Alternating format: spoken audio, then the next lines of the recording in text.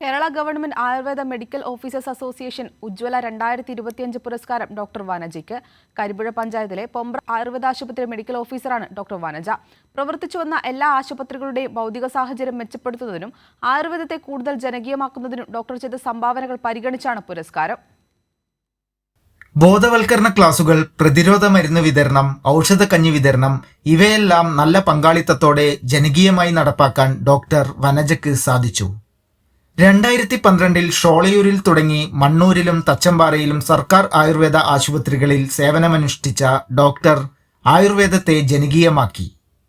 പ്രവർത്തന മികവിന് ലഭിച്ച അംഗീകാരമാണ് ഈ വർഷത്തെ ആയുർവേദ മെഡിക്കൽ ഓഫീസേഴ്സ് അസോസിയേഷൻ വനിതകൾക്കായി ഏർപ്പെടുത്തിയ ഉജ്ജ്വല പുരസ്കാരം ഡോക്ടർ വനജയെ തേടിയെത്തിയത്.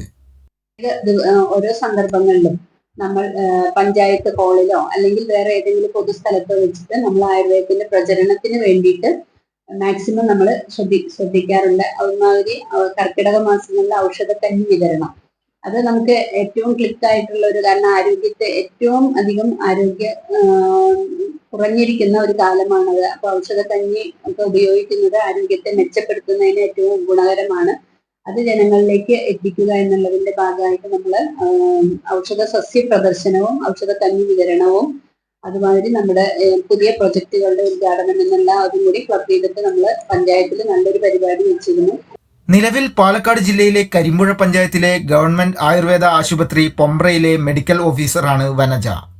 സ്ത്രീകൾക്ക് യോഗ പരിശീലനവും പാലിയേറ്റീവ് രോഗികൾക്ക് ഗൃഹസന്ദർശനം നടത്തി മരുന്നു വിതരണവും ഡോക്ടർ വനജയുടെ നേതൃത്വത്തിൽ നടക്കുന്നുണ്ട്. കൈരളി ന്യൂസ്, പാലക്കാട്.